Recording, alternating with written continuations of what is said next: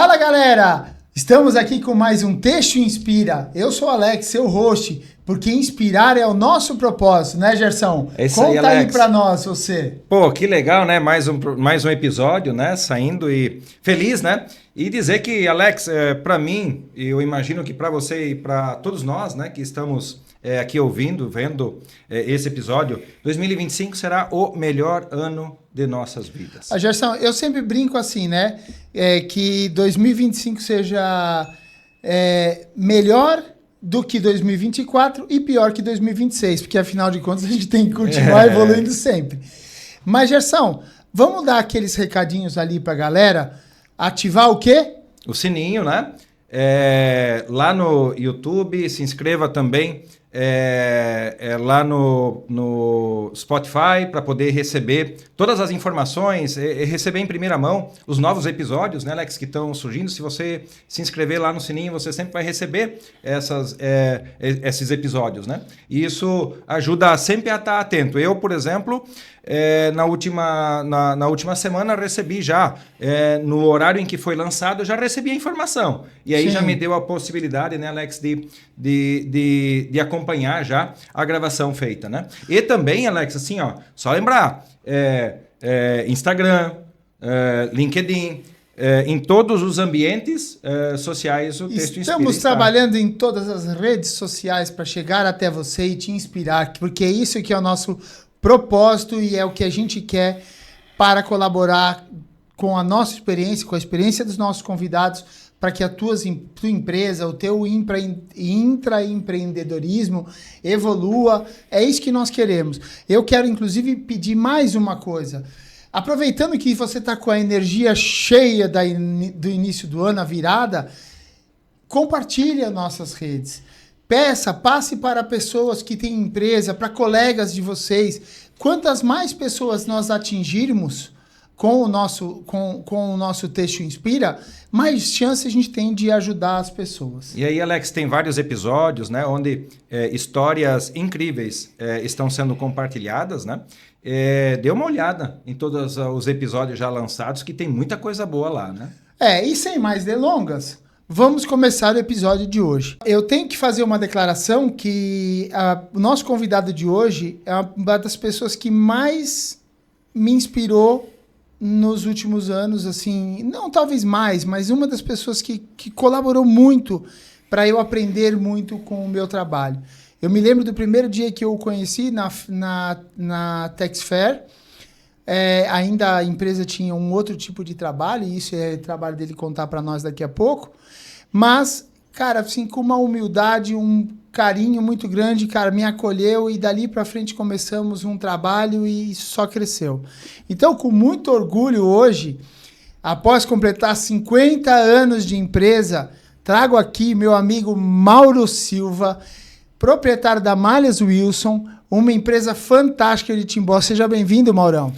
Obrigado, Alex. Obrigado, Otto, pelo convite, né, de estar aqui presente com vocês hoje. Para mim é uma satisfação bastante grande, né, um crescimento, né? Vim aqui, vi vários episódios de vocês, vi as pessoas que passaram por aqui, a responsabilidade é grande, né? Você já começa botando pressão em cima de mim aqui sobre me elogiando, quer dizer, já começa a ficar mais preocupado. Já começa a ficar mais difícil. Mais preocupado, mais difícil. Mas né? Fica mais leve ainda. Mais leve, né? Vai ser. Maurão, se você pensar, a gente já teve algumas conversas num café, num jantar e tal. Essa aqui é mais uma dessas, né? Então, eu estou muito feliz que você está aqui. Realmente, eu fico muito feliz de ter pessoas que me inspirando você que está aí nos ouvindo. E é bem bacana novamente estar compartilhando, né? E quando a gente fala em compartilhar, todos nós temos histórias, né, Alex, incríveis, né? E que aqui no Texto Inspira a gente tem a oportunidade, então, de conhecer essas histórias, né? A partir do convidado que tem essa possibilidade de contar um pouco da sua história de vida, da sua história profissional e como é que entrou nesse mundo têxtil, né? Da onde que veio, né, Alex, esse bicho que mordeu, né? Da onde que isso tudo vem surgindo, mas é a partir de entender e contar a história, né? Que faz todo esse sentido. Conta pra gente, Maurão. Conta conta um pouco da tua história. Quem é o Mauro? Eu sempre brinco com a Mariana Gabriela, né? Mauro, por favor. Mauro veio de uma família com poucos recursos, né? Muitos irmãos, nós éramos em 7, né? Então, a família tinha bem poucos recursos, né? Meu pai sempre envolvido com alguma coisa de comércio, sabe? Sempre gostava de montar comércio. Pequenos comércios, mas ele teve vários pequenos comércios, né? Em um desses pequenos comércios, eu comecei a minha vida profissional porque ele tinha uma lanchonete, restaurante, aqui na Rua 7, onde que era Banco Safra hoje, e ali era um mercado público, dentro onde que é o Banco Safra. Mercado público de Blumenau era ali. Essa eu não sabia. E ali dentro nós tínhamos uma lanchonete e restaurantezinho, e há 10 anos já estava com ele ali, trabalhando com ele, ajudando ele ali. Estudava à tarde, trabalhava com ele até almoço, depois do almoço, e depois comecei a estudar à noite, e daí eu trabalhava com ele quase o dia inteiro, né? Fui ali até aos 17 anos, quando logo aos 18 teria que servir, e eu não queria servir, né? E aqui o pessoal de Blumenau, como é alto, a maioria já ia tudo para Brasília, já escolhíamos nós aqui a região para ir para Brasília, e eu não queria ficar estudando, tocando a minha carreira para frente, começar a batalhar por algo melhor, né? E daí, uma vez eu falei com um sargento, ele disse, você quer escapar, tente passar no vestibular, que é uma chance. É uma chance. Quem está estudando tem uma segunda chance. Daí fiz isso, passei no vestibular pela FURB e passei pelo vestibular pela Universidade Federal de Santa Catarina, em Florianópolis. Passei nas duas, porque depois também me disseram, só pela FURB, ainda como essa, você vai para o quartel e deixa você sair de noite para estudar e volta para o quartel. Que vontade para fugir do quartel, né? Pelo menos ele achou motivação. Opa! Daí acabei passando também pela Universidade Federal e consegui sair do quartel, me liberaram porque eu tinha passado pela Federal, fiquei lá umas 2 semanas só, me liberaram. Aí tive que morar em Florianópolis para fazer a universidade lá, para começar pelo menos, né? E fui lá, fiquei 1 ano lá. Depois de 1 ano, voltei para Blumenau. Eu queria ficar aqui, gosto daqui, né? Voltei para Blumenau e comecei a indústria têxtil, né? Fui arranjar um emprego e fui na Hering. E meu primeiro emprego na Hering, consegui lá, foi de inspetor de qualidade dentro do almoxarifado central. Quer dizer, a Hering tinha um laboratório dentro do almoxarifado central, onde que inspecionava todos os insumos que usava na costura, embalagem, tudo que entrasse na Hering passava por esse laboratório. Etiqueta, botão, elástico, zíper, caixa de papelão, saco, tudo inspecionava. Nada entrava para a produção se não passasse por esse laboratório e esse laboratório liberasse, né? Primeira função lá, registrar, então, inspetor de qualidade. Fazendo teste dentro do laboratório de todos os insumos de costura, de embalagem. Seu Mauro, eu vou pedir para tocar aqui, porque eu comecei como revisor de tecido também dentro do almoxarifado, na época na Dudalina. Bastante coincidência. Aí, como eu estava dentro do almoxarifado, e naquele tempo, como eu estava fazendo faculdade, né, quem tinha uma faculdade, começando a já tinha um olhar diferenciado, né? Quase ninguém tinha, né? Então, logo em seguida, fiquei lá um ano, mais ou menos, o gerente de materiais, porque lá dentro do almoxarifado tinha um grande escritório onde fazia toda a administração de materiais da fábrica, né? Tinha analistas de estoque. E eu fui convidado por ele para ir trabalhar, daí sair da parte da qualidade e ir para a parte dentro da administração. Da administração, sendo auxiliar de uma pessoa lá dentro, ser um auxiliar de analista de estoque. Eu era um auxiliar de um analista de estoque. E lá eu comecei a fazer um pouco de carreira dentro da área de materiais. Fui analista de estoque, depois eu fui o chefe dos analistas, depois eu fui o chefe da área lá. Então, tive um crescimento legal dentro da Hering nesse ponto. Mais tarde, fui para compras. É o caminho comum e clássico, né? De quem entra nessa área de suprimentos, digamos assim, acaba passando pelo setor de compras. A área era de suprimentos, e a área de suprimentos da Hering, eu abrangia administração de materiais, abrangia compras, planejamento e expedição, tudo pertencia a essa diretoria de suprimentos, né? Chamava diretoria de suprimentos mesmo, né? Aí fui compras, depois fui para planejamento, fiquei um tempo no planejamento da Hering também. Setor de PCP? PCP. Pessoas completamente perdidas. Mais um toque que eu tenho que dar aqui, porque estamos praticamente seguindo o mesmo caminho. Eu copiei depois, seu Mauro. Planejamento é a única coisa que a gente sabe, planejamento que a gente faz que está errado, né?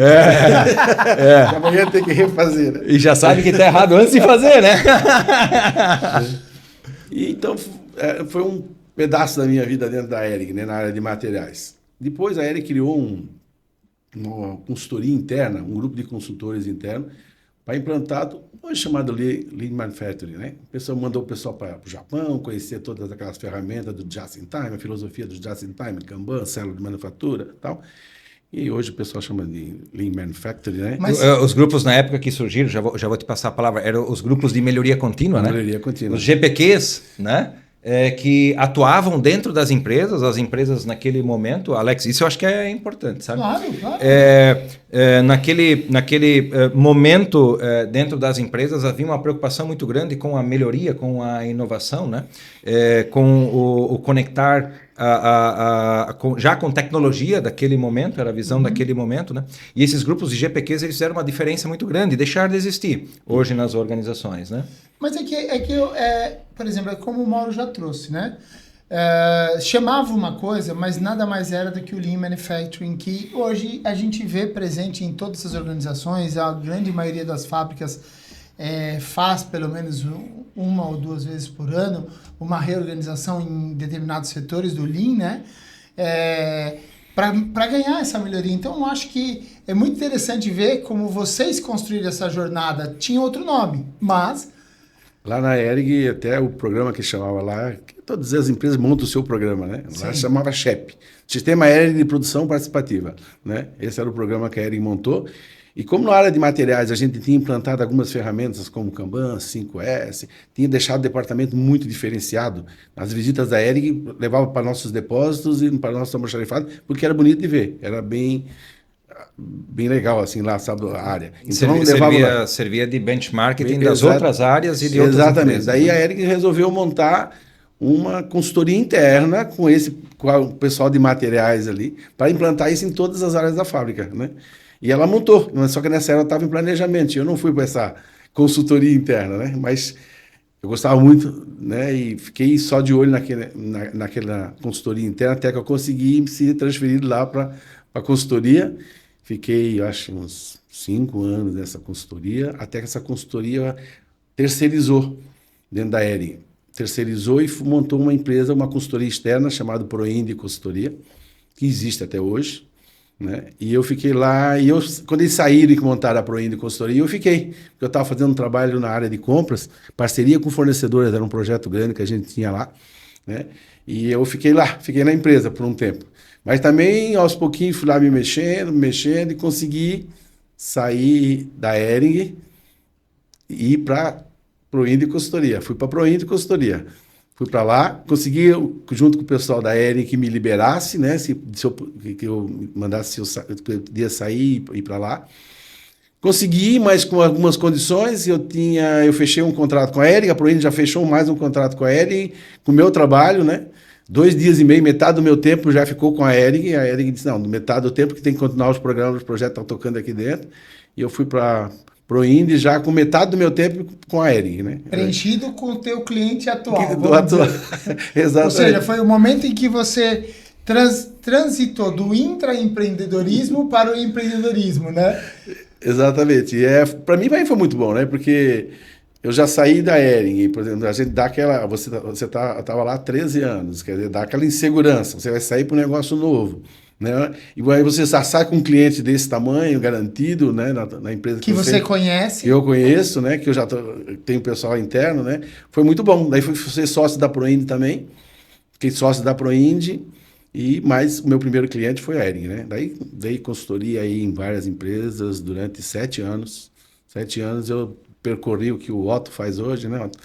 Pelas empresas dando consultoria, e a consultoria a ERG já foi uma tremenda escola. Na época, naquele tempo, era absurdo, né? A escola que a ERG investia muito mesmo nas pessoas lá, em treinamento, em visitas técnicas. Eu conhecia quase as empresas do país todo aí de visitas técnicas que ela conseguia para a gente ver, né? A ERG verdadeiramente uma empresa transformadora. A gente teve em programa anterior já a Carla Vivian, diretora de sourcing, conosco aqui conversando, né?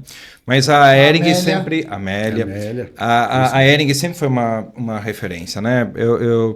Lá do passado, década de 90 ainda, nós olhávamos para a ERG e dizíamos, ali está o caminho da para nós seguirmos na Dudalina, né? A Hering tinha um caminho bem claro, né?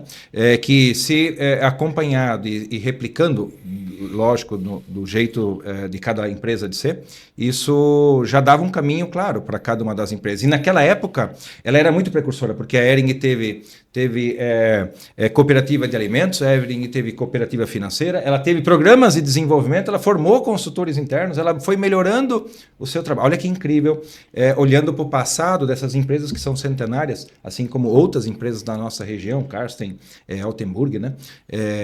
Teca e várias outras empresas aí que têm uma vida longa, né? Olha que incrível aquilo que nós estamos precisando talvez fazer hoje, né, Mauro? É o que já acontecia naquela época. Já acontecia naquela época. Hoje a Texto é forte na região, muito, né? Porque dessas empresas que você mencionou todas aí, que treinaram muita gente, prepararam muita gente para o mercado, né? E essa maioria dos proprietários das outras empresas, dos médio porte por aí, pequeno, médio, sim, até de grande porte, saíram dessas empresas, né? Saíram dessas empresas e montaram, né? Até antes de começar aqui a nossa gravação, a gente estava conversando um pouco isso, inclusive o que para vocês acabou gerando um networking interessante, porque afinal de contas hoje, alguns dos presidentes, CEOs ou até os principais gestores das empresas aqui do nosso ecossistema, de algumas delas, passaram por dentro da estrutura da Hering, ou como você falou, Teca, Karsten, e aí acaba que isso é até bom, porque acaba gerando em todo o ambiente um conhecimento, saber como que é, como não é. E isso daí foi uma das motivações do Texto Inspira, Mauro. Até compartilhando isso assim publicamente. Porque hoje as novas gerações que estão chegando, elas não tiveram essa vivência dentro de uma grande estrutura, ou se tiveram na grande estrutura, elas não viveram esse relacionamento com quem saiu e montou um outro negócio. Então a gente traz as pessoas aqui para contar um pouco das histórias e quem está ali do outro lado se inspirar, sabendo o que vocês viam, né, naquele momento. Mas segue com um pouco mais o teu passo a passo aí, fica à vontade, vai contando pra gente, por favor. Na consultoria, daí fiquei 7 anos trabalhando muitas empresas aí do Brasil inteiro, maioria da região, mas muito do Brasil inteiro, trabalhei muito em empresas... E na consultoria você fazia só a parte de planejamento? Ou... Maioria planejamento e materiais, eu trabalhava mais aqui, trabalhava um pouco também de trabalho em grupos, células de manufatura, né? A gente trabalhava um pouco essa filosofia também, mas muito em planejamento também, sabe? Porque alguns planejamentos, assim, de algumas empresas, a consultoria tomava conta e assumia por um tempo e tocava e fazia acontecer, ia quase todos os dias, às vezes, numa empresa ou outra, né? E numa dessas empresas foi que eu conheci a Myers Wilson, né? Que um dia me ligou e pediu para se eu podia passar por lá, para nós bater um papo, porque eles queriam um trabalho e tal. E a gente foi lá, a Proind foi lá, foi eu com o Cláudio Russo, que era um dos sócios da Proind, e a gente montou um diagnóstico lá da empresa, a pedido deles, e começamos a dar consultoria lá na Myers Wilson, né? Naquele tempo. E daí ficou mais comigo, o Cláudio foi no começo só na montagem da consultoria, do início do diagnóstico e tal. E eu fiquei mais indo quase todos os dias lá, 3 vezes por semana, pelo menos, passando lá na empresa. Também com esse olho de planejamento e de entrega de pedido, né? Que eles tinham dificuldade, né? A Vils estava com bastante dificuldade na parte financeira também. Mas tinha um bom caminho. Quando a gente fez o diagnóstico, ela tinha produto, tinha cliente, então ela tinha mercado, ela tinha condições. Ela fazia que tipo de produto na época? Ela fazia magazine, né? Mas era muito com acrílico listrado, era forte dela, trabalhava muito com fio tinto, né? Aquele listrado, então tinha um produto bem legal e tinha mercado, tinha como sair bem da situação que ela estava. Daí o antigo proprietário da Myers Wilson, ele arranjou um sócio, depois que estava lá uns 8 meses, 8, 9 meses. E daí, esse sócio não bateu muito com a filosofia de trabalho que a gente tinha, né? Então, nem você dar uma consultoria no local que as coisas não vão, você vai ver que não vai progredir, não adianta, né? Porque a gente tem um compromisso com o resultado, né? A gente na consultoria tinha um compromisso com o resultado. Não ia dar consultoria só para fazer hora, não, nós tínhamos que dar resultado. A gente tinha compromisso com o resultado. A Proind sempre teve muito compromisso com o resultado, né? Até porque, né, Mauro, ninguém vai contratar um consultor que passa por uma empresa e nada acontece. Exatamente, né? Então, às vezes é muito importante a gente como prestador de serviço ou até a empresa chegar num momento e falar assim, olha, aqui eu não consigo colaborar mais, eu prefiro me retirar, não para evitar que danos maiores à reputação, não é isso, mas é porque o nosso objetivo é ser parceiro e fazer com que aquele projeto dê certo. Pode ser que aquele projeto não se encaixe mais para um ou para outro, mas a gente tem que tomar decisões desse tipo para direcionar a nossa carreira. Com certeza, e foi isso que a gente fez, sabe? Porque quando a gente chegou e disse, ó, aqui a gente viu que não ia dar mais muito resultado, porque era contrastante as nossas ideias. E daí a gente falou com isso lá, né? Ó, vocês já tem um sócio aí agora, eu acho que vocês vão dar certo e tal, e a gente vai se retirar e tal, a gente, né? E fechamos e saímos da Malhas Wilson, né? E toca para frente, nós tínhamos muitos clientes, fomos trabalhar nos outros clientes e tal. E depois de 1 ano e meio, o telefone bateu de novo, né? Da Wilson, né? Quando tá pedindo para a gente passar por lá e tal. Daí a gente falou, não adianta, porque não vai dar certo o trabalho. Ele disse, não, o sócio não está mais aqui comigo, estou novamente sozinho, dava para dar. Aí fomos para lá, novamente, depois de 1 ano, fazer um diagnóstico de novo, ver que situação está a empresa nesse momento, né? E daí a gente viu que não tinha mais jeito, ela já tinha passado do limite de tudo. Ela tinha produto, ela tinha cliente, mas o fluxo de caixa não sustentava mais. Ela continuava com as competências positivas que ela tinha, mas as competências que não eram tão positivas transformaram o problema num... Não girava mais, sabe? Não girava mais porque era banco, factory, né? Não girava mais e ele não ia sair dessa patinação, né? Ia ficar patinando no mesmo lugar e nem patinando mais quase dava, né? Você sabe, desculpa te cortar, você sabe que esse é um dos problemas que a gente vê muito no empreendedor pequeno, ou no médio, inclusive, que é não perceber como a despesa financeira corrói o negócio. Claro.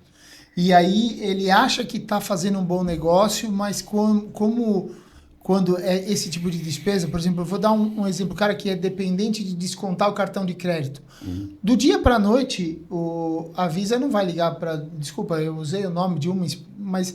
A operadora do cartão de crédito não vai ligar e falar assim, ó, pretendo reajustar sua taxa no mês que vem para 14%. Não, ele virou o mês e fala, hoje a taxa é 14%. E pagava 6%. E a tua margem era 10%. O 6% ficava para o cartão, 4% sobrava no bolso.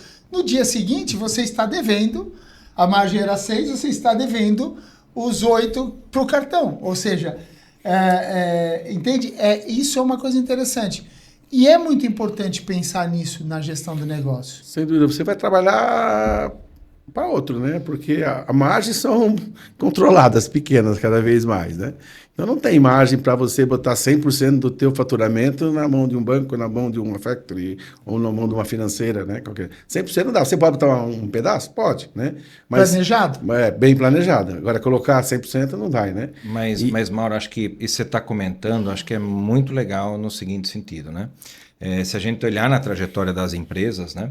É difícil uma empresa não passar pelo caminho de ter passado por algum momento por essa dificuldade de fluxo de caixa, né? Por essa dificuldade financeira, né? Essa é aquela que normalmente limita, né? Apesar de ter um produto incrível, que nem você comentou da Malhas Wilson, e de ter um mercado muito claro, né? Mas aí a situação econômico-financeira da empresa, ela travava a possibilidade de avanço, né? Até de, muitas vezes, de permanência, né? Com certeza, né? Isso aconteceu na prática, né? Então, a sugestão da gente foi que ele vendesse a empresa, arranjasse um outro sócio que colocasse dinheiro para ele poder sair dessa situação que ele estava, né? E daí, a história é longa, mas encurtando ela um pouco, a gente fomos atrás, junto com ele, pediu ajuda para arranjar um sócio e tal.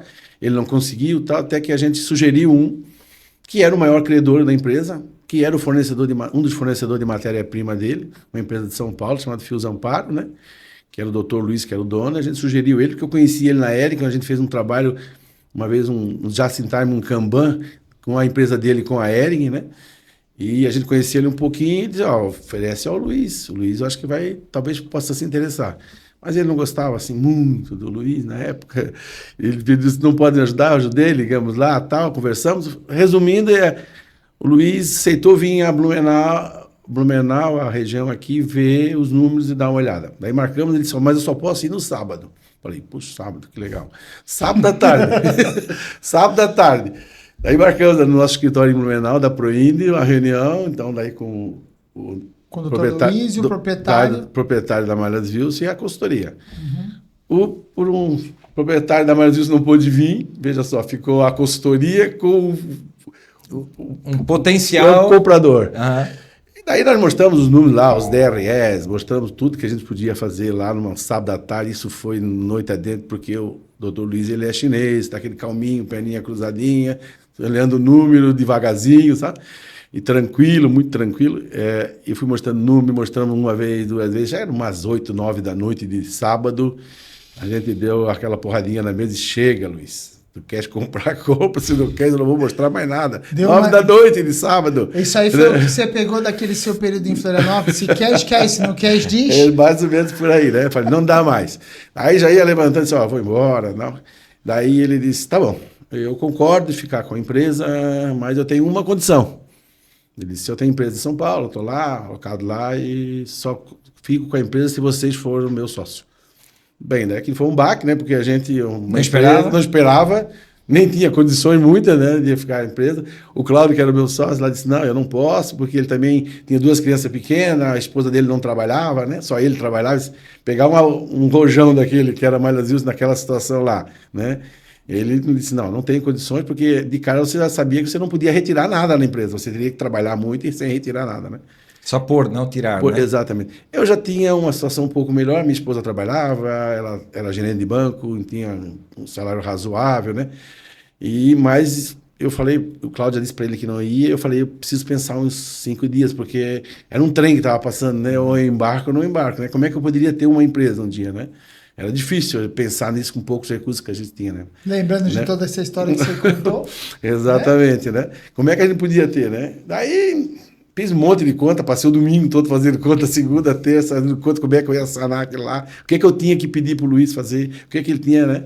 Aí fiz um plano todo lá para eles, ó, tu vai ser o único fornecedor de matéria-prima agora em diante, quero mais prazo, quero isso, que eu te dei, eu vou te pagar mais tarde, tal. Fiz todo um plano, um planejamento lá, que sanava monetariamente as finanças, né? E deixava um fluxo para trabalhar. E foi isso que aconteceu. A gente foi para lá e ele ficou em São Paulo, eu fiquei tocando a empresa aqui. Só uma pergunta para compreender. No fundo, já naquele momento comprou totalmente a empresa do antigo dono. Já era do Dr. Luiz. Dr. Luiz e meu. Eu com uma parte menor, Luiz com uma parte maior, e a empresa já era nossa. A gente foi tocar a empresa. E nessa, ficamos tocando a empresa, ele vinha uma vez por mês, às vezes vinha a cada 2 meses, né? E ele vinha fazer uma reunião aqui 1 dia, 2 dias, embora, mas... E eu ia tocando a empresa aqui. Como tu falasse antes, nós estávamos conversando aqui um pouquinho antes da Texfair, né? E nessas idas, a Malhas Wilson trabalhava com um PL, mas como teve a Texfair, eu metidinho, né? Fomos lá e botamos um stand na Texfair. Fazer o quê? Não sei, porque a gente não tinha produto para vender. Mas colocamos um stand lá, e como a gente foi um dos primeiros a entrar, a gente entrou no principal grupo. A gente estava no meio das grandes empresas. Nós estávamos lado a lado com a Ering, por exemplo. Esquina grande com a Ering. A gente estava fazendo o que lá? Nada, porque a gente não tinha produto. A gente ia lá vender saldo, pensando que o saldinho que eu tinha eu ia levar para a Texfair para vender. Era a única coisa que tinha. Mas a gente estava lá na Texfair, né? E foi lá que começou o segundo negócio da Wilson, lá na Texfair, né? Passou um representante, que era representante da Wilson no passado. Ele passou no stand, ele era do Nordeste, e ele disse que já se apresentou, disse que estava apresentando, mas eu falei, opa, que produto estás vendendo, tal. Ele disse, hoje não vendo mais produto acabado, eu vendo malha em rolo. Eu falei, malha em rolo, pô, gostei desses listrados aí, tal, tudo que quer, bater um papo, tal. Falei, tá bom, marquei com ele no outro dia, ele foi na empresa, marquei, ó, vai na empresa, passa lá amanhã de manhã, a gente conversa, começamos a conversar, daí ele falou, vai ser legal, né? Fiquei pensando, pô, 5 toneladas de malha por mês ia ajudar pra caramba eu vender, né? Aumentava o faturamento da empresa, 5 toneladas eu já estava contente pra caramba, né? Ou seja, já tinha alguém interessado em vender, já é quase que meio caminho andado. Mas assim, tentando trazer um pouquinho, que é interessante, porque assim, ó, ele fazia na época um produto que não era o forte da região, né? Com uma competência incrível, que é parte quem entende de listrados e tal, tem casamento de lista, tem uma série de coisas. Depois tinha uma competência que a empresa tinha, que era acabar com o acrílico, porque também todas as tinturarias na região têm dificuldade em fazer isso, porque ele é mais sensível à temperatura. E, por fim, Então, isso tudo, apesar de que tinha uma oportunidade, teria que desenvolver muita coisa, porque aí ele vai contar o resto, porque nessa parte, gente, ó, eu já estava perto. E eu vi, mas conta o resto ali, Mauro, quando me começou a engajar. Como o Alex falou, conheci ele na Tex Fair também, né? Sim. Lá no stand também. O Alex passou por lá, né? E a gente acabou se conhecendo. E na própria Tex Fair, né? Sim, daí fizemos as amostras, fiz cartela, mandei para ele, o cara começou a vender. Começou a cair pedido devagarzinho e tal. Daí eu falei, porra, mas onde é que tá vindo isso? Quando é que ele vende isso, né? Eu marquei com ele e fui pro Nordeste. Aí fui pro Nordeste, fui conhecer lá a região onde que vendia, onde é que tal. Quando eu cheguei lá, que eu olhei aquela região, eu falei, meu Deus do céu, que coisa, que mundo grande, que oportunidade maravilhosa que tinha lá. Que oceano azul, né? Que é oceano, a palavra do momento. Oceano azul, exatamente, que oceano azul, que oportunidade que a gente tem de crescer aqui, porque os volumes eram enormes na região lá, né? E eu fazia uma coisinha muito pequenininha, um listradinho apenas, né? Que vendia na região. E comecei a ir para lá mais vezes, e começou a crescer. Começamos a crescer, criando novos produtos, né? Mais produtos, não ficamos só nos listrados, criamos novos produtos. Começamos a crescer. Esse próprio representante, ele abriu uma filial, ele mesmo, em Fortaleza. E nós fomos com ele para Fortaleza. E daí começamos a abrir Fortaleza, toda a região lá, têxtil, em malha e rolo. Aí ele foi para Goiânia, abriu em Goiânia, botou um filho dele lá em Goiânia e estava fora do país, trouxe e abriu o escritório em Goiânia. E nós fomos para Goiânia com ele, abrimos lá também. Então, no final, eu estava na estrada, né? Estava na estrada. Eu ia para Santa Cruz, que é lá, Caruaru, Santa Cruz, Fortaleza, porque toda a viagem da gente que eu fiz, ela saía domingo, almoçava e saía, ia para o aeroporto. Para chegar lá, tá lá meia-noite, 1h na cidade, e para de manhã não perder a segunda. Aí segunda, terça, quarta, quinta e sexta, até meio-dia, atendia cliente. Visitava todos os clientes. Sexta, embarcava de volta para cá. Muitas vezes chegava sexta aqui em Navegantes, meia-noite, sábado, domingo à tarde já, nem era empresa. Domingo à tarde, para outra cidade, para outro estado, Fortaleza.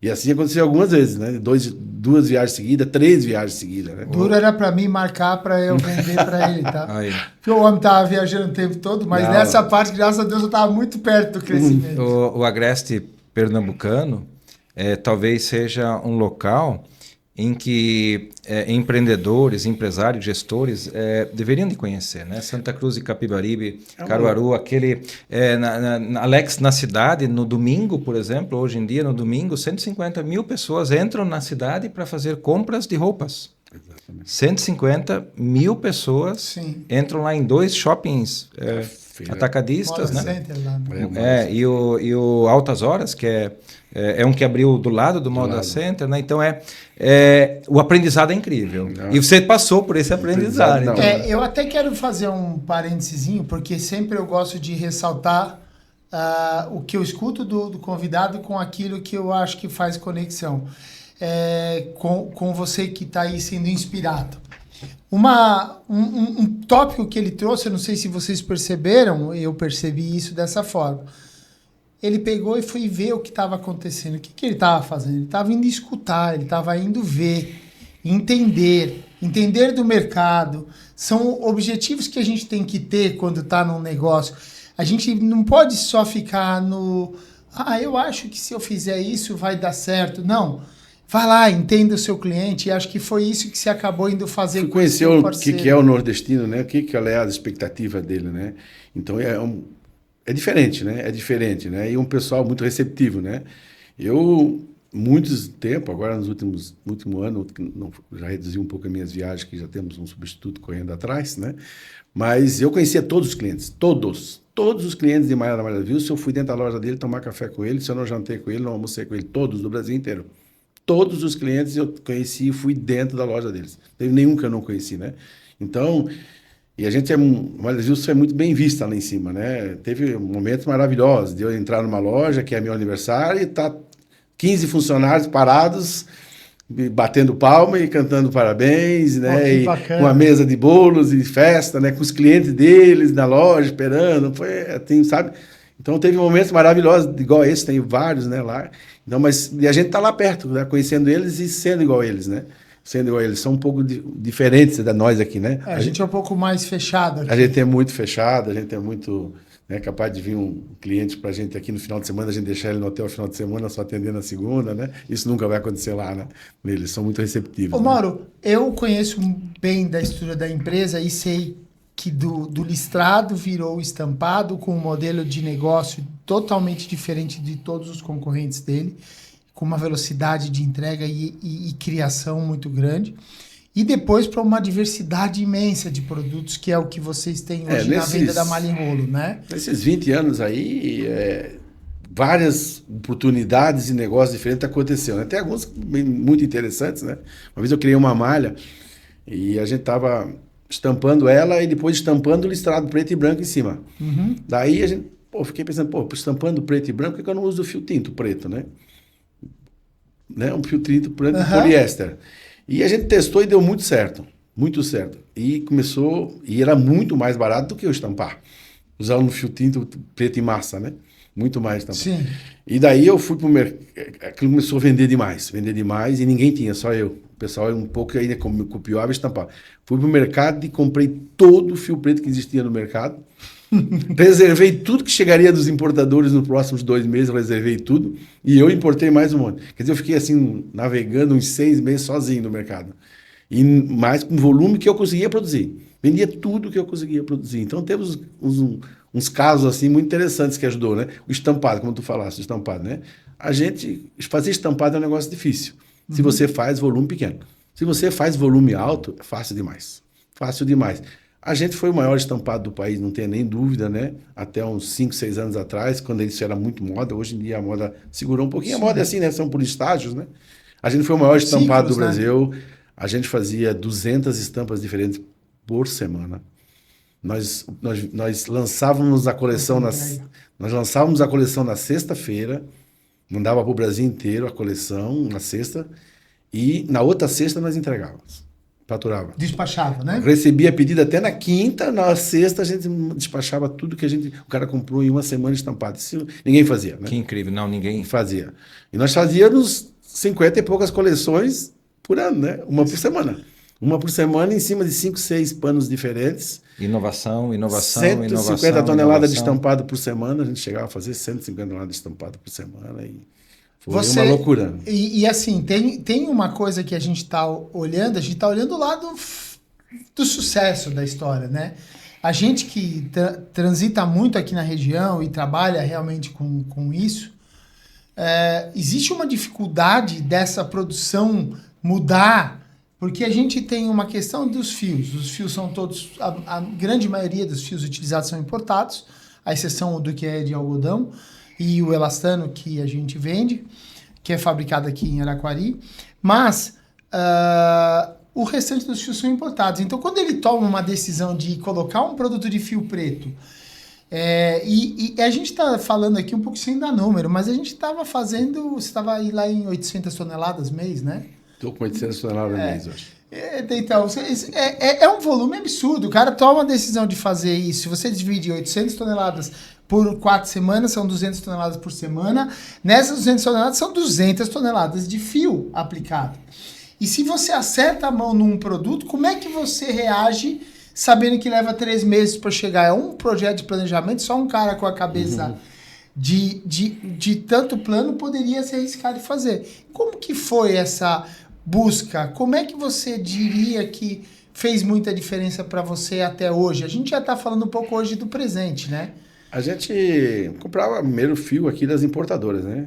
As importadoras. Até que a gente, um dia, com um grupo, eu fui para a China, né? Essas viagens, como viagem para o Nordeste, que você vai lá e vê aquele mundo lá, para a China foi outro baque, né? Olhar aquilo tudo lá, ver aquele tamanho lá, falei, para que eu vou comprar? Eu posso importar também um pouco de fora, né? Posso fazer as duas coisas. E sempre fiz isso. Eu nunca comprei tudo fora e nunca comprei tudo mais aqui no Brasil das importadoras, né? Então, quando eu fui para a China, que eu conheci aquele mundo lá, aquela loucura lá, que é só que indo lá para ver que são aquelas empresas, os tamanhos que são aquelas empresas, né? O que elas fazem, você vai ver a noção da coisa e ver o que você pode fazer. O que você pode fazer, né? O que você pode ganhar. Daí a gente começou a fazer esse volume de importação. Eu me lembro na pandemia, eu estava com 127 containers de fio para chegar. 127 contêineres de fio. 127 contêineres de fio para chegar. Mais ou menos 22 mil quilos. Na pandemia. Ninguém tinha fio, porque a pandemia parou por 2, 3 meses, e depois foi ao contrário. A produção foi absurda, né? Absurda. Não faltou mercadoria para todo mundo, né?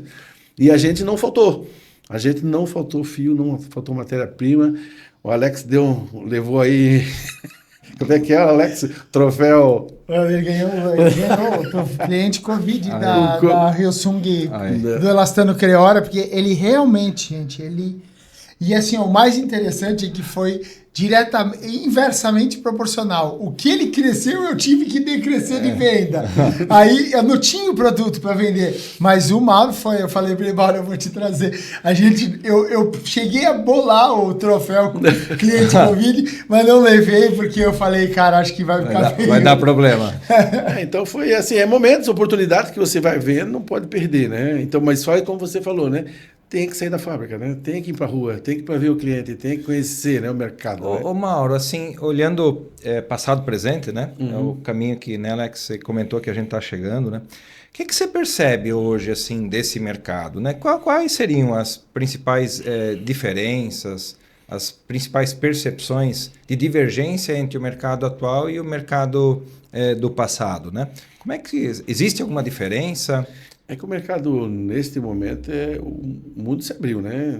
O mercado não é mais o teu vizinho ali, não é mais o Brasil, você tem que olhar... A tua concorrência não é com outro fabricante de marinolo ou com outro fabricante de PR. A tua concorrência é contra o chinês. Exatamente. E veja agora, né? Os Estados Unidos vai assumir um novo presidente que vai colocar uma opção de regras e impostos aí. Vai prejudicar a China, com certeza. O chinês ele vai precisar ir para algum lugar. Mais algum lugar, já está no mundo todo, mas ele vai ser mais violento. Eu acredito que ele venha mais violento para cima de nós também. A agressividade de entrar no mercado... Mais forte, sabe? As fábricas da China hoje, provavelmente o feriado chinês esse ano vai ser muito longo, porque as fábricas estão paradas, não tem o que produzir. As fábricas estão com estoques altos. Estoques altos, e a gente já ouviu falar, já conversou com eles, que o feriado chinês esse ano é capaz de ser 30 dias, 25, 30 dias. O ano novo chinês, né? Mas assim, Mauro, eu vou trazer só algumas coisas assim. Olha, eu estudei um pouquinho como que foi no período Trump, da eleição passada, quando ele fez primeira parte dessa guerra com a China, guerra econômica com o mercado chinês, com o objetivo de trazer as indústrias para os Estados Unidos. Somente 2% das indústrias que voltaram para os Estados Unidos. E a grande 16% mudou da compra da China para outros países do Sudeste Asiático, onde não tinha a guerra econômica com a China e os Estados Unidos. O restante absorveu a diferença dos impostos, porque mesmo assim era muito mais barato que produzir dentro dos Estados Unidos. Lógico, se a gente for depender somente dos Estados Unidos para que o chinês tenha produto para vender, ele vai ter que escoar realmente em outros lugares. A questão do feriado chinês, eu acompanho bastante isso por conta do elastano, por conta dos fios importados que eu vendo. Todo ano a gente tem essa percepção, porque essa época do ano, diferente de outras épocas, os estoques realmente se elevam demais na China. Inclusive hoje, na verdade a gente está falando isso hoje, mas a gente já está lendo um pouco de futuro, porque esse episódio vai estar entrando no ar lá para final de janeiro. Então, a gente, olhando como vai estar, a gente nesse momento já vai saber qual é o tempo que vai durar o feriado chinês, mas sim, a gente vai ter que reorganizar essa dinâmica global. Só que eu vou voltar um pouquinho no que você disse, que eu gostei demais. Quando ele diz assim, eu nunca importei tudo, nem nunca comprei, não estou comprando tudo local. Isso aí é uma valorização dos teus stakeholders, que é a palavra bonitinha para dizer os teus parceiros, né? Eu não estou dizendo pela parceria em si, mas é que é uma decisão estratégica essa. Você pode até achar interessante importar uma determinada malha e revender no mercado, mas você vai continuar com a tua operação funcionando aqui, porque uma hora pode ser que esse produto que tem para importar não seja Isso já um aconteceu desejo. muito, né? Exatamente. Já aconteceu muito. A gente já viu muitas vezes na história que vale a pena muito importar, não vale a pena, depende do dólar, depende da ocasião, né? Então, botar os ovos tudo numa cesta só é muito perigoso, né? A gente começou, quando a gente falou em negócios, um terceiro negócio, faz 1 ano e meio atrás, que foi trazer tecidos de fora prontos, né? Mas a gente também colocou a regra na empresa, não baixa nada do nacional. Não vai deixar de produzir a nossa malha aqui para botar mais um no lugar. Some mais um. É mais um negócio. Não é para reduzir e nem é para dividir. E isso a gente briga muito lá interno. Não deixa reduzir o nacional de jeito nenhum. A nossa produção de malha no mercado, a gente não diminuiu. A gente trouxe mais uma... Agregou. Negócio. Agregou. A gente está trazendo mais Usou a tua força comercial. Exatamente. Para entregar para o teu cliente algo que agregasse valor também para o negócio coisa dele. Produtos que a gente não consegue mais fazer aqui neste momento. Não quer dizer que nunca mais vai poder fazer. Sim. Neste momento não vale a pena. Neste momento a diferença de preço é muito grande, né? E também tecidos que no Brasil, tecidos planos, que às vezes o Brasil produz muito pouco, né? Que hoje é uma coisa que o Brasil, infelizmente, perdeu essa força. Tem escassez, né, de produção, né? Mas tem demanda... A demanda de tecido plano tem crescido muito, né? Foi muito, muito mesmo, né? Então, essa escassez de tecido você tem que trazer de fora. Não tem jeito, aqui não tem, né? Omar, deixa eu só fazer novamente uma pausa só para agrupar algumas informações. Então, assim, a Malhas Wilson do passado era uma empresa de PL. Hoje ela ainda faz PL, ou seja, ela faz produção de peças femininas para o mercado de magazines, ou seja, tem clientes como Renner, C&A, Shoulder, ou seja, é esse perfil de cliente. Se tornou uma fábrica de malha em rolo que abastece principalmente os grandes polos do Brasil, ou seja, Fortaleza, Santa Cruz, Goiânia, São Paulo, Rio, né? E depois ela passou a abastecer esse mesmo cliente produtor de roupa, que inclusive às vezes em alguns casos é até concorrente da Malhas Wilson, mas de maneira nenhuma concorrem, porque tem espaço para todos, fazem magazine também. E com o produto importado. Ou seja, esses são os 3 grandes negócios da Malhas Wilson hoje, e todos eles em franco crescimento, é isso? Isso mesmo. Nós acabamos agora, né? Vou dar uns números aqui. A gente fez o planejamento estratégico, terminou para 25, 26 e 27, né? E eu até me assustei um pouquinho quando as equipes trouxeram os valores, o que eles esperam, o que eles querem e pretendem deixar. São 75% de aumento nesses 3 anos. Uau. O faturamento. Então, quase dobrar o faturamento, né? E a gente até terminou o planejamento de 2025, já é uma base de uns 20%, 20 e pouquinho por cento a cada ano, né? Porque um em cima do outro vai dar os 75% de aumento que a fábrica está, né? Está planejando fazer, né? E está tudo traçado ano a ano, planejamento a planejamento. A gente fez agora, as equipes todas da fábrica trouxeram análise SWOT, né? Fizemos análise SWOT, né? O FOFA, né? Que a gente chama de FOFA, né? Forças, oportunidades, fraquezas e ameaças, né? Para não chamar SWOT, uma palavra em inglês aí, todo mundo... Não, mas é o FOFA, né? Então, a gente acabou agora, as equipes trouxeram, e todos desse material, a gente montou vários projetos na empresa, né? E a gente selecionou 13, porque era muito projeto, a gente selecionou 13 para a gente fazer nesses próximos 3 anos. Que vão dar toda a base desse faturamento dos 75% a mais. Então você... Tudo está planejado, definido por as equipes, por setores, né? E nós definimos um responsável por cada projeto desse, que vai ser obrigado a montar uma equipe para poder, nesses 3 anos, desenvolver o projeto. E um sponsor, né? Que a gente chamou de sponsor, que vai... Sim. De cada um desses tem um sponsor para poder dar o feedback, dar o apoio para ele...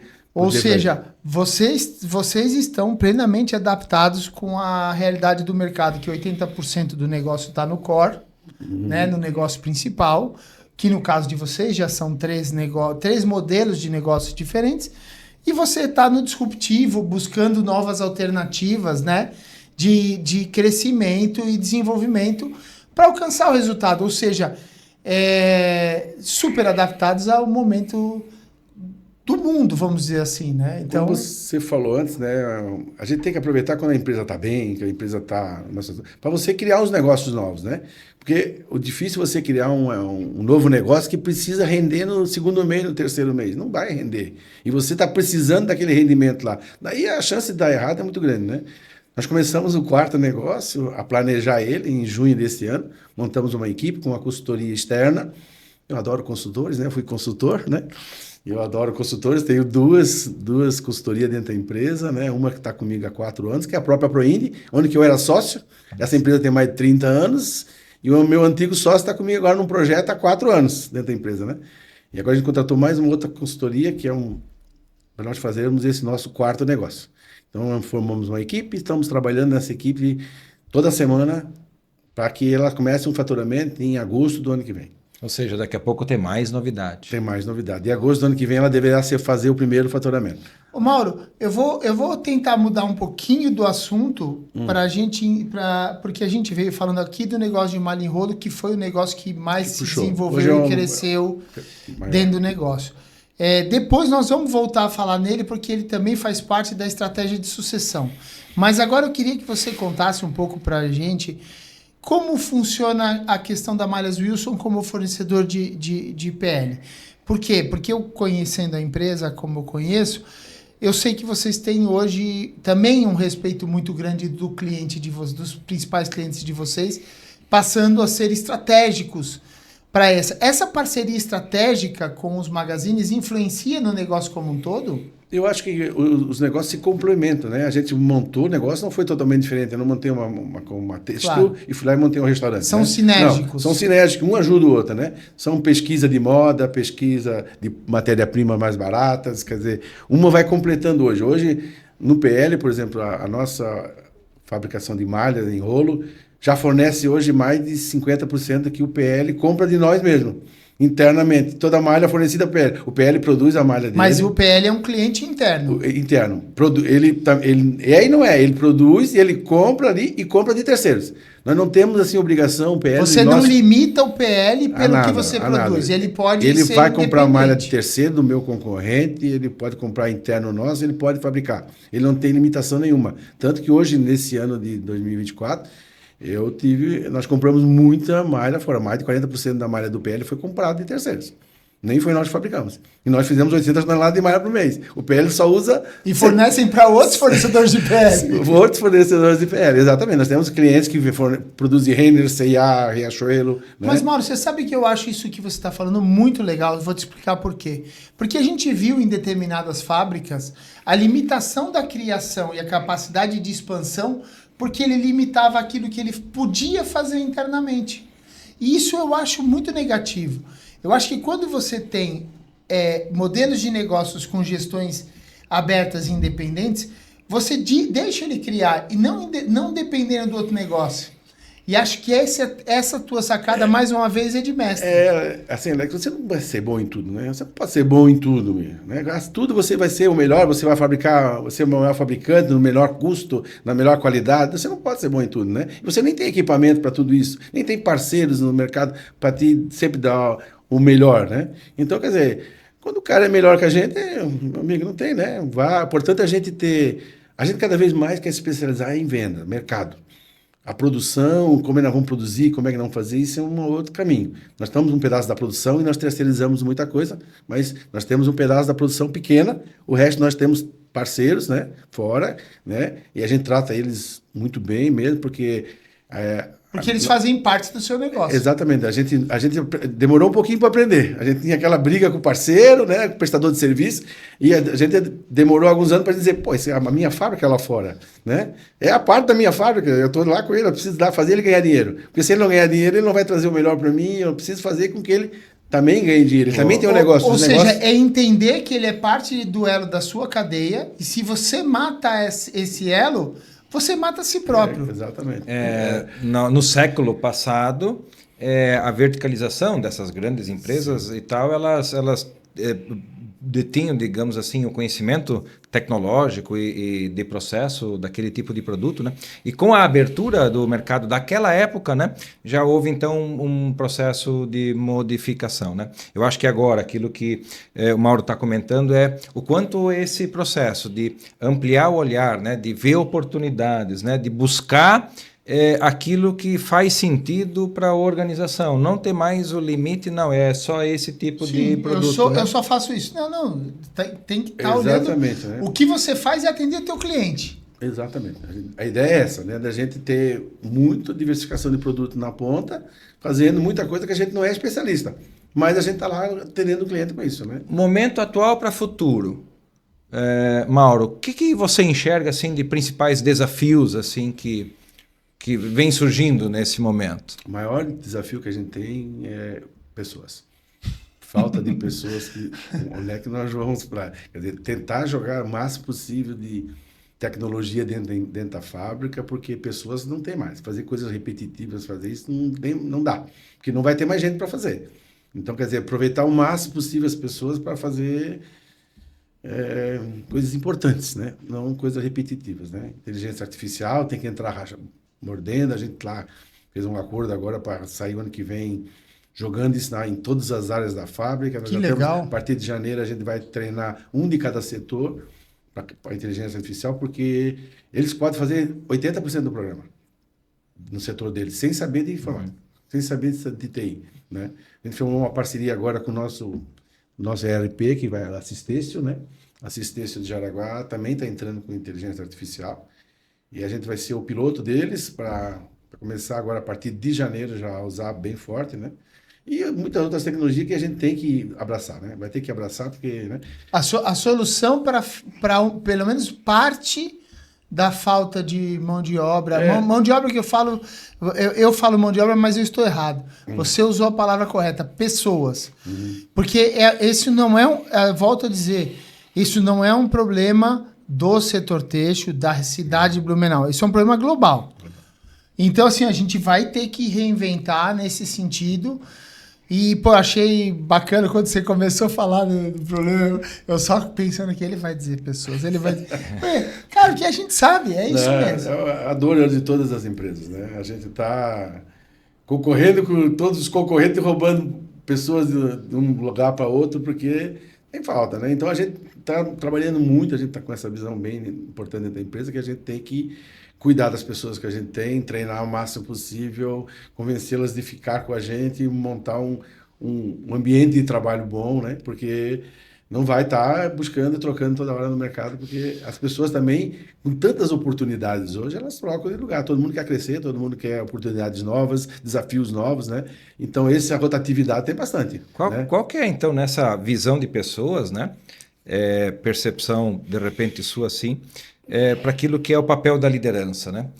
Qual é o novo papel da liderança diante desse mundo tecnológico e da escassez de mão de obra, de tal forma que essas lideranças, sejam elas principais da empresa ou então as lideranças setoriais, né? Qual que é esse papel na sua percepção? Contratar Gerson Otto, a sua empresa, para treinar todos os líderes da fábrica, para deixar eles preparados para essa realidade, né? Acho que a gente tem que preparar todas as ferramentas, desenvolvê-las. Porque função... Você na empresa não faz nada, né? Quem faz é a equipe, né? A equipe é que transforma, né? E você tem que deixar essa equipe muito bem preparada, né? Você deve ir muito bem preparado para poder trabalhar e conduzir a equipe, mas deixar a equipe muito bem preparada, porque eles têm um desafio maior, né? Eles têm um chão de fábrica, e o chão de fábrica não é mais para qualquer um, não, né? Chão de fábrica, o cara tem que estar preparado, porque senão ele não consegue nem manter as pessoas ali com ele, né? Então ele tem que ter e não tem para trocar. Ele tem que é obrigado a, né? Então ele tem que estar Ou seja, mais em preparado. Todos os níveis as pessoas têm que estar se preparando para saber reter, ou pelo menos saber como estar pronto caso ele precise substituir. Essa é uma das grandes preocupações da Vista, é um grande investimento que a Vista está fazendo, né? E cuidando das pessoas. A gente está muito cuidando das pessoas e o nosso programa de treinamento do ano que vem é bem grande. Vamos investir pesado em treinamento, em todas as fases, todas as etapas ali, para deixar as pessoas mais preparadas para esse desafio maluco que está aí no mercado. Primeiro, talvez, né, nesse aspecto do reter os talentos, né? Exatamente. E poder E também... formar novos. Acho que essa formação... Identificá-los dentro da fábrica. Tem lá na fábrica. Porque a maioria das vezes você não identifica e perde. E aí sabe? perde. E perde. Ou quando você percebe, já perdeu. Já foi. Putz, aquele cara era bom, né? Empresas lá no passado, como o Hering, que nem você comentou, né? Eu me coloco nesse momento também, empresas como o Dudalina, né? Eram empresas que gastavam uma energia muito grande já naquela época no desenvolvimento do ser humano, sabe? E isso talvez vai ter que ser ainda mais intensificado para todas as organizações, de tal forma que possa estar evoluindo a cada dia que passa, né? E trazendo para uma facilidade de gerir pessoas, para esse papel da liderança, de tal forma que isso fique mais fácil, né? Menos tensionado. Eu quero pegar um ponto. Quando você tem numa empresa essa inquietação de estar buscando oportunidades, isso gera oportunidades para os... E acaba que mostra para quem está dentro que vai eventualmente surgir uma oportunidade para ele crescer. Mas eu estou com a responsabilidade de acompanhar o relógio. E o nosso tempo já voou aqui, tá? Tenho que dizer que o nosso tempo já... Tá ficando bom. E para mim tá sendo encantador, maravilhoso. Aliás, a palavra para isso, sabe o que é, Mauro? Inspirador para você, galera que está em casa. Deixa eu começar a falar assim. Então, eu vou passar aqui rapidinho, porque a gente tem que encaminhar para o final. O Mauro foi lá, saiu lá da situação familiar e fez tudo isso, construiu toda essa rota, né? Mas chega uma hora que você tem que começar a preparar o negócio para o futuro. Quando eu digo negócio para o futuro, existem muitos caminhos, mas qual o caminho que você começou a construir? Eu conheço um pouco, mas eu acho que a tua história de sucessão tá caminhando, não é algo que está acontecendo nesse momento, mas ela já tem uma história de sucessão acontecendo. Conta um pouquinho pra gente do que você pode contar. Eu sempre fui um cara muito afortunado, né? Eu tenho muita sorte, né? Eu tenho só um filho e o Vitor... Ele começou a fazer faculdade de engenharia de produção aqui na FURB e ele fez um semestre. E daí estudava de manhã, à tarde não fazia nada. E daí ele quis ir para a empresa, né? Posso ir para a empresa? Eu estudo de noite, posso ir para a empresa? Eu nunca gostei muito de família na empresa. A minha esposa é gerente de banco, eu nunca levei ela para lá cuidar do financeiro. Porque eu não tenho nenhum primo, irmão, parente na empresa, não tenho nenhum. Mas quando o Vitor quis ir, eu também tive que olhar que um dia vai ter sucessão. Então ele foi. E ele foi lá, e eu falei, vai no Recursos Humanos e conversa com a pessoa lá, e colocaram ele lá num depósito carregando rolo de malha. Né? E ele foi crescendo na empresa, né? Foi crescendo, ele não era o filho do chefe, né? Mas ele foi crescendo, foi conquistando o seu espaço. Eu tenho que dizer que eu estava próximo e eu observei. E eu não estou puxando o saco de ninguém. Isso realmente aconteceu. O Vitor começou trabalhando não como filho do patrão. Ele começou trabalhando e ganhando espaço por mérito próprio. Ele passou por umas 7 funções dentro da empresa, auxiliar de vendas, depois em vendas, e foi crescendo. Hoje ninguém discute hoje, né, a sua posição dele dentro da empresa, né? Então a gente está trabalhando muito isso, né? Como a gente mora em Blumenau e trabalha em Timbó, a gente tem 2 horas de reunião por dia no carro, né? A gente falou assim, vamos todo dia só com o carro. Porque nós temos 1 hora de reunião para lá e 1 hora de reunião de volta por dia, todos os dias, né? Porque a gente bota todo o conhecimento de tudo o que aconteceu durante o dia em dia, né? Então a gente tem 2 horas de reunião por dia entre eu e ele, né? O alinhamento fica muito bom nesse momento. Acaba sendo de reunião e mentoria e também de troca, né? Sim, o Vitor cresceu muito, né? Esse terceiro negócio, que é a malha importada, foi ele que montou sozinho, ele que foi para a China, ele que vai 2 vezes por ano para a China, ele que faz as compras todas do tecido, né? Esse ano ele já trouxe... digamos que já é um negócio dele. Foi ele que montou todo, eu não coloquei a mão em nada. Hoje esse ano foi 120 containers, né? O ano que vem é 180 containers, é o plano, né? É um crescimento maluco, né? Do ano passado para esse ano, a malha que O importado aumentou 400%, né? A 4 posição vezes dele mais. atual hoje é superintendente do setor de tecidos. De malhas, de tecidos. Malhas. de tecidos. Malhas e tecidos. Ele é hoje superintendente dessa área, né? Tem uma pessoa no PL, tem essa pessoa aqui. Agora Inclusive, ele não pôde estar aqui, porque era para a gente estar, porque ele ficou correndo atrás da responsabilidade dele do orçamento. Aí, ó. Para conseguir Cara, concluir o papel, né? Eu e o Vitor temos uma relação muito próxima, a gente acaba conversando muito, porque é muito legal. E nós temos uma coisa incrível, nós dois nascemos dia 9 de agosto. Aí, ó. Até isso. Olha só que bacana. Falamos de sucessão, mas eu penso o seguinte, para até ter uma conexão ainda, Mauro, sua com quem está nos ouvindo, né? Quem está nos ouvindo são empresários, quem está nos ouvindo são profissionais, quem está nos ouvindo são empreendedores que já empreendem ou que desejam empreender, né? Você não esqueça do intraempreendedor que está dentro da empresa e que está empreendendo na carreira dele. E esse cara tem que olhar, por exemplo, características como a gente viu na Malhas Wilson e falar, pô, é aqui que eu vou investir meu tempo para eu crescer. Não é verdade? É isso aí. E se fosse para hoje? O pior que não, eu sempre digo, né? O pior que errar é não tentar, né? Pior que errar, não tente. Enquanto que você tem, né? Eu sempre lembro, né? A Globo foi montada com o dono que montou a Globo, ele tinha mais de 60 anos quando ele criou a Globo. Nunca é tarde. Nunca é tarde, né? Ele montou a Globo porque ele tinha mais de 60 anos. E se fosse para o Mauro hoje, então, montar uma empresa do zero, como ela seria? Afe Maria. Como é que seria essa empresa que o Mauro montaria nesse momento atual, baseado em todo esse conhecimento, aprendizado, história, apanhando muito, dedicando muito, né? Trabalho, né?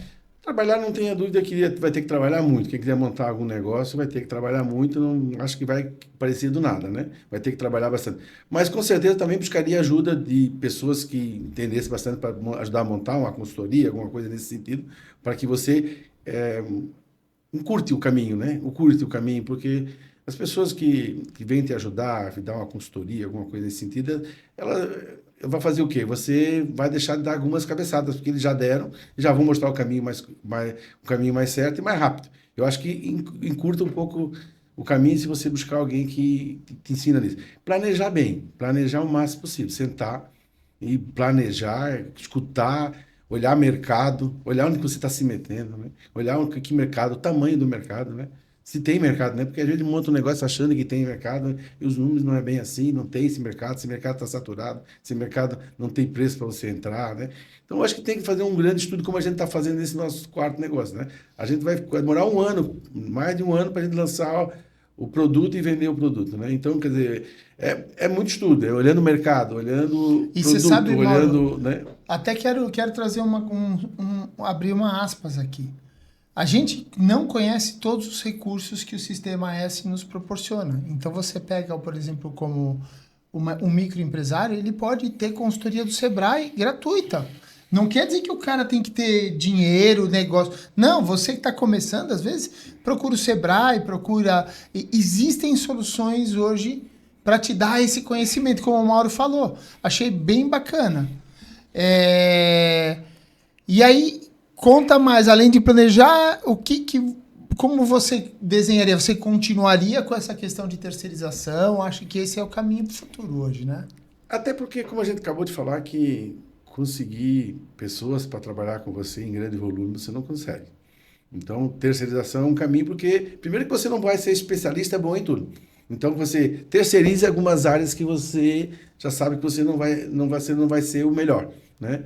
Então, a Malhas Wilson tem muito terceirização, a gente tem muita terceirização, porque não dá tempo. O pessoal até fala, né? Pô, vocês com 800 toneladas, por que não bota caminhão, não compra caminhão, vai transportar? E eu lá conheço pneu, conheço motorista, conheço seguro. Cara, né? eu gostei não vou ser bom nunca nisso aí, né? Então, não adianta, né? Então, quer dizer, faça o que você é bom, o que você se sente melhor, que a tua empresa vai ser diferenciada, né? Acha diferença, acha o oceano azul da sua empresa, né? Você tem que ter, porque se você não tiver... Você vai ser mais um no mercado. Mais um tá cheio. Mais um, né? Ache o oceano azul da sua empresa. Gostei dessa, Que hein? incrível, né? Eu vou pegar um negócio, vou juntar aqui uns episódios atrás, a Joy disse assim, né? Você acha que você vai fazer um produto que é exclusivo, que só você faz e tal, não sei o que? Esquece. Você pode olhar no mercado que existe alguém que faça. Lógico, cada um vai imprimir a sua autenticidade em cima do negócio, olhar uma oportunidade como você olhou lá atrás, como você disse, era o trem estava passando. Cabia você olhar, ver se você tinha força para agarrar nele e seguir. As pessoas vão ter que aproveitar essa oportunidade. Muito legal. A gente está encaminhando para o final, Maurão. Foi uma honra te receber aqui.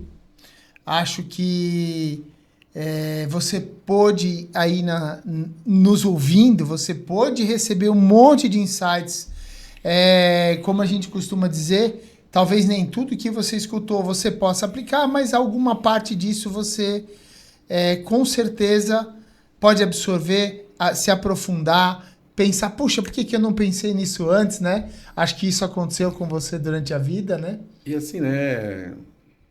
A gente tá muito aberto lá na empresa, sabe? Você quer fazer uma visita, quer trocar umas ideias, quer alguma coisa, a gente liga pra gente, vamos bater um papo, trocar umas ideias, né? A gente vê aqui na nossa região um pouco disso, né? A gente vê outras regiões aqui de Santa Catarina que são muito fortes, as empresas se unem, trabalham junto, apesar que são concorrentes, trabalham no mesmo segmento, mas estão muito próximos, inclusive da têxtil, né?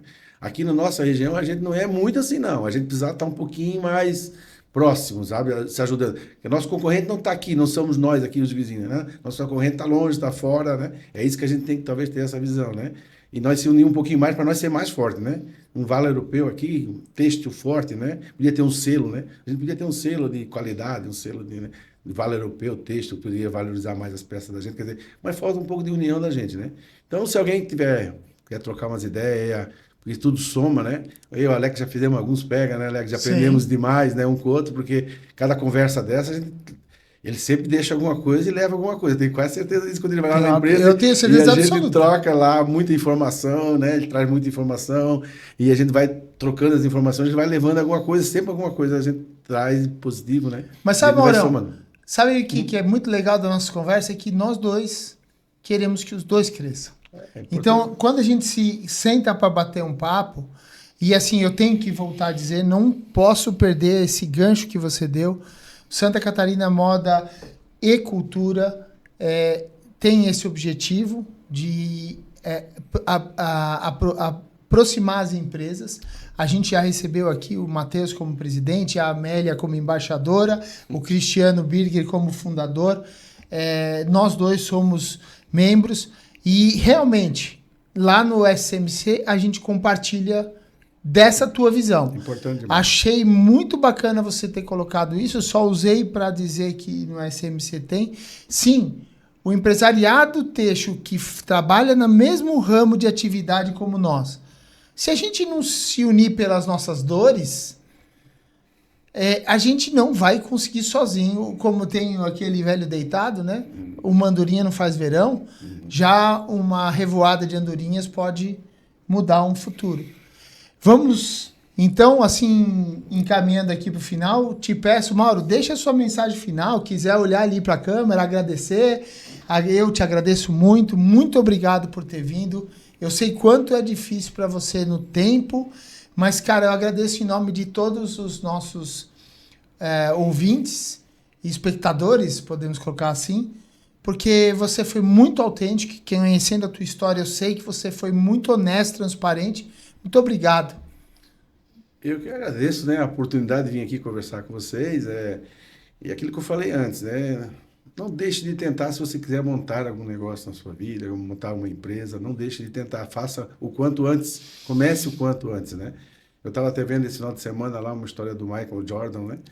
E ele, o maior jogador de basquete do mundo, e ele falando que ele errou 900 cestas e colocando os erros dele, não os acertos, sabe? Explicando os erros.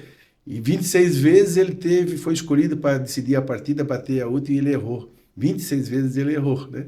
Mas ele era o Michael Jordan, né? Ele errando, ele virou o maior jogador de basquete do mundo, né? Então, é isso aí. Acho que a gente tem que ir tentando, não tenha medo de errar, faça busca e corre atrás que vai dar certo. Se você traçar uma meta, você vai chegar lá. Pode botar lá o número lá na parede que você vai chegar, né? Bote o número lá que você vai conseguir chegar, como você falou antes aqui, né? Num exemplo seu lá, né? Do teu primeiro filho que nasceu, né? Você botou lá na parede e lá deu o resultado certo. É por aí mesmo. Para mim é por aí, né? Com certeza, Certo? Mauro. Obrigado pela oportunidade. Muito obrigado pela oportunidade. E obrigado, Mauro, de todo o coração, né, por ter aberto essa história linda, incrível, né, de avanço, de evolução e de superação, né, transformando toda essa história em prosperidade, né. Obrigado mesmo por ter compartilhado com cada um de nós. Eu que agradeço. Obrigado. Valeu. Ó, você que está em casa, eu espero que você tenha em casa essa minha mania, né? Aonde quer que esteja nos escutando, espero que você tenha gostado, porque o Texto Inspira. Inspirar é o nosso propósito. Siga, compartilhe, divulgue, manda para o primo, para o amigo, manda para o teu colega de trabalho, manda para o CEO da empresa que você gostaria de que recebesse essa mensagem. Por favor, leve a nossa mensagem que ela é feita para você, para te inspirar, tá bom?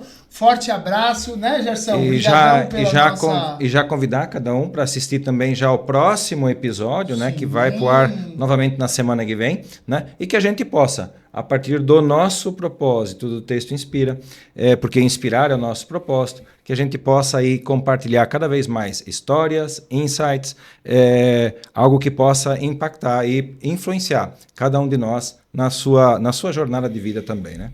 É verdade. Vamos lá. Forte abraço. Nos vemos semana que vem.